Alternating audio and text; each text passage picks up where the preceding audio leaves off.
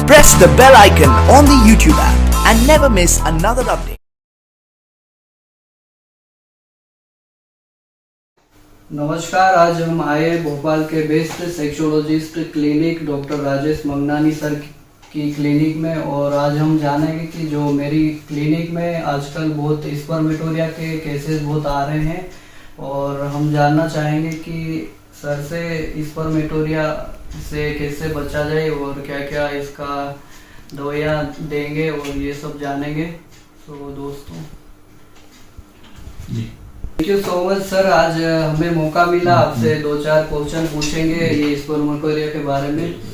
Good evening Dinesh ji. और मेरे पास call आया था असिस्टेंट का कि आप मिलना चाह रहे थे और वाकई अभी देखा जाता है कि स्पर्मेटोरिया के केस वाकई बढ़ते जा रहे हैं और सबसे बड़ा कारण है टेंशन, तनाव। एक नर्वस सिस्टम जो होता है हमारा सेंट्रल नर्वस सिस्टम, जैसे कि आपने खुद पढ़ाई करी, आप देखते हैं कि पेशेंट आज बहुत नर्वस होता जा रहा है। पेशेंट के बहुत सारे कारण है, एक कोई कारण फिक्स नहीं है। स्पर्मेटोरिया को धात रोग कहा जाता है, सबसे पहले मैं बताना चाहूंगा। ये इनवॉलंटरी सेमिनल इमिशन है और ये क्यों होता है, इसको हम लोग वेट ड्रीम्स भी बोलते हैं, जैसे नाइटफॉल होता है। तो ये स्पर्मेटोरिया अलग अलग टाइप का होता है, किसी को नाइटफॉल के रूप में होता है, किसी को मोशन करते समय पखाने में जाए और यूरिन के समय ज्यादातर यूरिन जब पास करता है पेशेंट तो उसको धात के रूप में ही आता है, इसीलिए इसको स्पर्मेटोरिया बोलते हैं। अब इसके कारण क्या है, ये तो बहुत सारे कारण हैं। जैसे पेशेंट ने मास्टरबेशन ज्यादा किया है, वो भी एक कारण है, जिसको हस्तमैथुन बोलते हैं। पेशेंट को बहुत ज्यादा एंजाइटी है, पेशेंट नर्वस रहता है, तो भी एक कारण है। पेशेंट का पेट साफ नहीं होता तो भी एक कारण है, क्योंकि डाइजेशन वीक है। तो ये एजिमुलेशन, बहुत सारे कारण अगर देखा जाए कि अलग अलग पेशेंट के अलग अलग कारण है। स्लीप डिस्टर्बेंस, मगर मुख्य कारण यही है bad effects of masturbation, irregular dietary habits.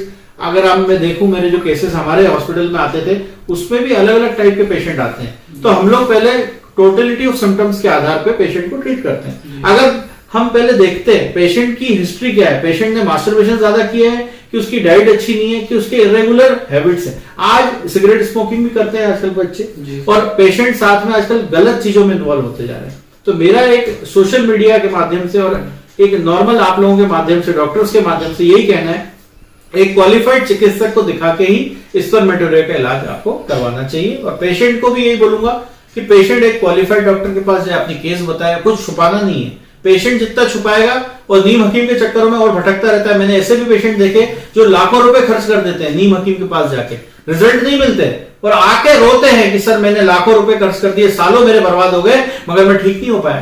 तो आप सभी व्यूअर्स से एक ही कहना है कि आप अपने नजदीकी qualified doctor, registered medical practitioner के पास जाएं और इस प्रॉब्लम को प्राइवेट चेकअप कराएं। निजात के लिए बहुत सारे तरीके हैं, डाइट चार्ट है, एक्सरसाइज है, योगा है। ये सर, आज हर किसी को धात रोग की समस्या है, तो इसके क्या क्या कारण हो सकते हैं? देखिए, कारण मैंने बातों बातों में आपको बताया ही है और मुख्य कारण तो यही है कि आज पेशेंट की डाइट अच्छी नहीं है, पेशेंट लेट सो रहे हैं, जल्दी उठ रहे हैं और जल्दी भी नहीं उठ रहे और पेशेंट आज बहुत उल्टा काम कर रहे हैं। जबकि बोलते हैं early to rise early to bed, मगर आज लेट सोते हैं, लेट उठते हैं।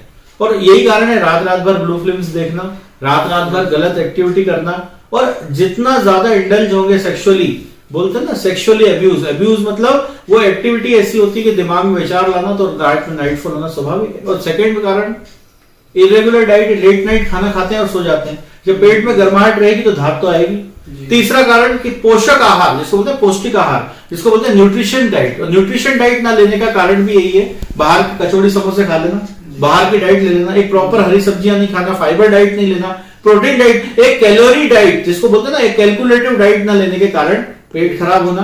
और मेन तो प्रॉब्लम मैंने आपको बता दी, सेक्सुअली बहुत ज्यादा इन्वॉल्व हो रहे हैं पेशेंट आजकल, गर्लफ्रेंड बॉयफ्रेंड के सिस्टम चल रहे हैं। तो मैं किसी चीज के अगेंस्ट नहीं हूं, मगर मैं चाहता हूं एक सभ्यता से अपनी पढ़ाई करें अपने, क्योंकि जब धात रोग होती है तो पेशेंट का माइंड भी डाइवर्ट होता है, मेमोरी भी लॉस होती है और उसकी पूरी बॉडी फिजिकल और मेंटल ऑल्सो वीकनेस फील होती है। और सर, ये धात रोग की समस्या बहुत है, पर इससे बचा कैसे जाए? देखिए, बचने का भी कारण यही है। बहुत अच्छा क्वेश्चन पूछा दिनेश जी आपने। Precaution is better than cure. अगर आपको धात रोग से बचना है तो एक हेल्दी लाइफ स्टाइल होनी चाहिए। लाइफ स्टाइल का मतलब होता है सुबह जब पेशेंट उठे तो अपना 2 गिलास गुनगुना पानी उसको पीना है। अगर वो पानी तांबे के बर्तन में रखेगा रात में तो और अच्छा है, क्योंकि तांबे का बर्तन पेट के लिए बहुत अच्छा होता है। तांबे के बर्तन में रखी हुई चीजों से पानी वो अलग मात्रा में, अलग तरीके से काम करता है। साथ में सुबह जब उठे 2 गिलास पानी पिए, फ्रेश हो जाए, एक ही बार में फ्रेश हो जाए। उसके बाद वो फ्रूट्स डाइट ले, अच्छी डाइट ले, ग्रीन टी ले, ब्लैक कॉफी ले, एक्सरसाइज करे, व्यायाम करे, क्योंकि आज का युवा 2 साल में बहुत ज्यादा सुस्त हो गया है। जब से कोविड आया मैं देख रहा हूँ लोग मॉर्निंग वॉक करना, एक अच्छी डाइट लेना, एक अच्छा पौष्टिक आहार लेना, ये एक तरीका है बचने का। सेकंड, अपने आप को कंसंट्रेट रखना, अपने आप को व्यस्त रखना। बोलते हैं ना, खाली दिमाग शैतान का घर। अगर एक इंसान खाली है तो गलत हरकतें करेगा, मास्टरबेशन करेगा अकेले में जाके। उसको अकेला नहीं रहना है, उसको दोस्तों के साथ रहना है, और दोस्त भी अच्छे होने चाहिए। सेकंड, उसको अपनी टारगेट, बोलते हैं ना, कठिनाई से, संघर्ष से क्या मजा था जीने में। बड़े बड़े तूफान थम जाते हैं जब लक्ष्य रहेगा सीने में। पेशेंट को एक टारगेट लेके चलना चाहिए कि मुझे अपने मम्मी पापा का नाम रोशन करना है। मैं एक टीचर रहा हूं तो मुझे मालूम है पेशेंट जब बिजी रहेगा तो ये सब गलत हरकतें नहीं करेगा। तो जो आप पूछ रहे थे कि क्या इसके प्रिकॉशन है, प्रिकॉशन यही है, अपने आप को बिजी रखना, डाइट अच्छी लेना, नींद अच्छी लेना, जल्दी सोना, जल्दी उठना। बिजी रहेगा तो गलत काम नहीं होगा। जी सर। और सर, ये धात रोग से क्या क्या कॉम्प्लिकेशन हो सकते हैं? बहुत अच्छा क्वेश्चन पूछा डॉक्टर दिनेश आपने। कॉम्प्लिकेशन मतलब इसके क्या दुष्प्रभाव है। अगर एक पेशेंट लंबे समय तक धात रोग का शिकार होता है, जिसमें उसको यूटीआई भी हो सकता है, यूरिनरी ट्रैक्ट इन्फेक्शन, पेशाब में जलन आना, साथ में धात रोग की वजह से उसका पूरा शरीर कमजोर हो जाता है। उसको ऐसा लगने लगता है अब मैं किसी काम का नहीं हूं। सबसे पहले जिस दिन उसको धात रोग होता है, दिन रात धात रोग होता है, उसको ऐसा लगता है मेरा शरीर पूरा कमजोर हो गया, फिजिकल एक्टिविटी नहीं कर पाता, मेंटल एक्टिविटी नहीं कर पाता। उसको ऐसा लगने लगता है अब मैं किसी काम का नहीं हूं, यानी उसको एंजाइटी, जिसको बोलते हैं रेस्टलेसनेस, बेचैनी और गिल्ट फील होता है। गिल्ट जब फील होने लगता है तो वो दुनिया से अलग होने लगता है, और ये बहुत ही बड़ा कारण है। तो मैं यही बोलना चाहूंगा कि शीघ्र पतन भी हो सकता है। जैसे पेशेंट मैंने देखे हैं बहुत सारे लोग जो कई समय तक धात रोग के शिकार हैं, उनको जब शादी हो जाती है, जब वो वैवाहिक जीवन में आ जाते हैं तो उनको शीघ्र पतन होने लगता है। और ये शीघ्र पतन जब हो जाता है तो उनकी वैवाहिक जिंदगी बदतर से हो जाती है, बदतर। तो मैं चाहता हूं पहले ही इलाज कराएं, शादी करने से पहले एक क्वालिफाइड चिकित्सक के पास जाके अपना इलाज कराएं।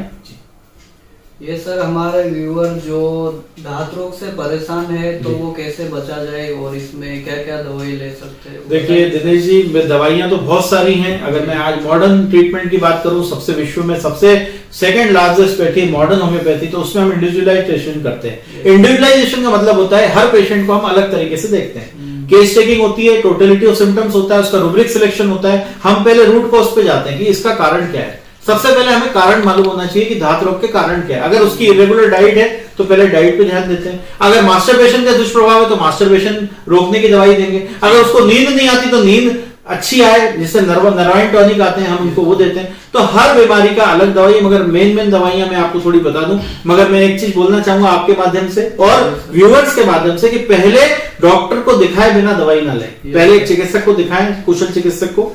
मेन दवाइयां एसिड फॉस सबसे अच्छी दवाई है, एसिड फॉस्फोरिकम, इसको फॉस्फोरिक एसिड बोलते हैं, बहुत ही अच्छी दवाई है। मदर टिंचर में भी चलती है और लो पोटेंसी में अच्छा चलती है। सेकंड मेडिसिन आती है कैलेडियम। कैलेडियम हमारी ऐसी दवाई है जिसमें पेशेंट को इचिंग भी होने लगती है प्राइवेट पार्ट्स में, और पेशाब में भी कभी कभी जलन होती है। थर्ड मेडिसिन है हमारी बहुत ही अच्छी मेडिसिन सेलेनियम। सेलेनियम दोनों में काम करती है, शीघ्र पतन में भी और धात रोग में भी। चौथी दवाई है हमारी लाइकोपोडियम। लाइकोपोडियम एक ऐसी दवाई है यंग एज में और ओल्ड एज में बहुत अच्छा काम करती है। और पांचवी और मुख्य दवाई टाइटेनियम। टाइटेनियम एक मेटल है, बहुत अच्छा काम करता है, ये भी 1 पावर में देते हैं वीकली। मेडिसिन तो आपको बहुत सारी मिल जाएगी, मगर सबसे पहले आप अपनी काउंसलिंग कराएं। हो सकता है पेशेंट नर्वस ज्यादा हो रहा है, पेशेंट टेंशन में ज्यादा है, उस वजह से उसको धात आ रही है। तो यही कहना चाहूंगा आपके माध्यम से कि कोई भी प्रॉब्लम इलाज जब कराते हैं तो 100% ठीक हो जाती है, मगर एक क्वालिफाइड डॉक्टर को दिखाएं।